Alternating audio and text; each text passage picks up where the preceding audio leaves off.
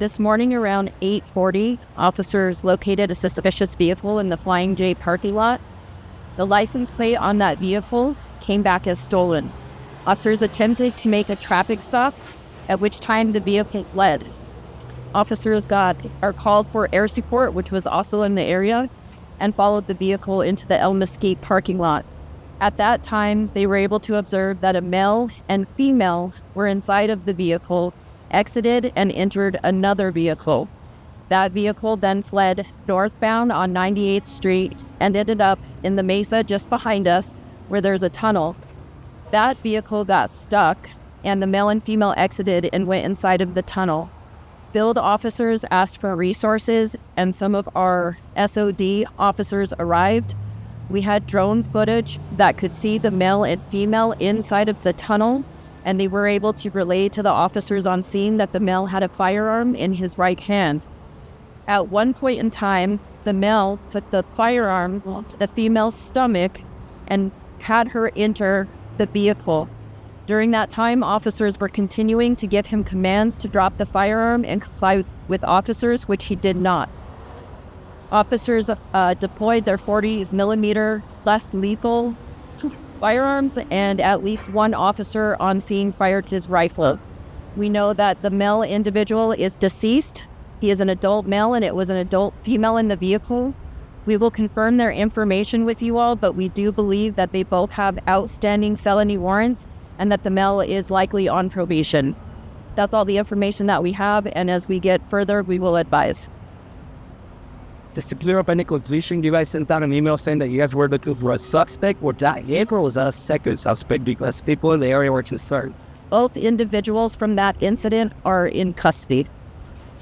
Any suspicions about the relationship at all? We don't know what their relationship is at this time. And would this be, with his actions, was it considered a kidnapping scenario in the tunnel? That will be part of the investigation. What I can tell you, like I said, is that he was holding a firearm to her stomach and it appeared as though he forced her into the vehicle. Any confirmation of the type of weapon he had? It was a handgun. How many cars were involved in this situation? There were at least 2 vehicles involved. Do we know the models and makes of both? I know that it's a truck that's in the mesa, and the other one is an SUV, but I don't know the maker fonts. The victim from the truck that he stole down at the business in Mesquite, is that the victim that was with him, or is that victim okay? Have you guys been able to talk to that person? So to be clear, it was not a carjacking or a vehicle stolen from another individual. It is possible that it's a vehicle that was left there and they got inside of. We are not aware that there is a victim on scene in reference to that second vehicle. And how many other cars were impacted? Just civilians. I know there were some crashes. I am not aware of any crashes that are related to this. The light was related to the 2 vehicles, yes. When we spoke with witnesses in the area, they talked about how they witnessed spikes being used in this maneuver. Is that what also happened? We did use spike belts on the first vehicle.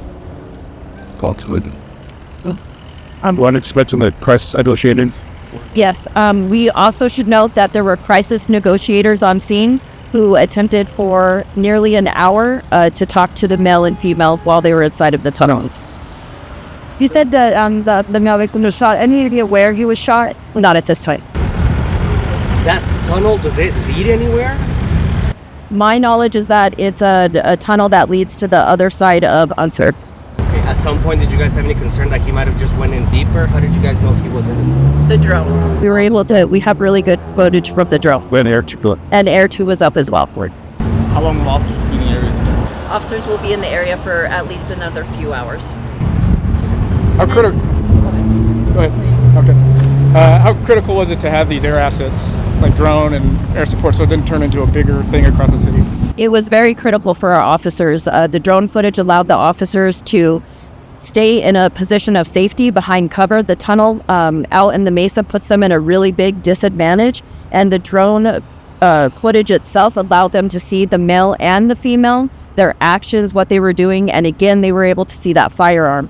Having air support in the area makes it safer for not only the officers, but the community, because they can follow the vehicles from the air and give the direction of travel to the officers so that there's not a pursuit. And you mentioned they had outstanding felony warrants. Could you speak on the nature of those warrants? We're still trying to confirm, and as soon as we're able to do so, we will update you on what those warrants are for. And in the cars that were left behind, were you guys able to find any other weapons, anything stolen, or that will be part of the investigation? Right now, we have not gone inside of those vehicles.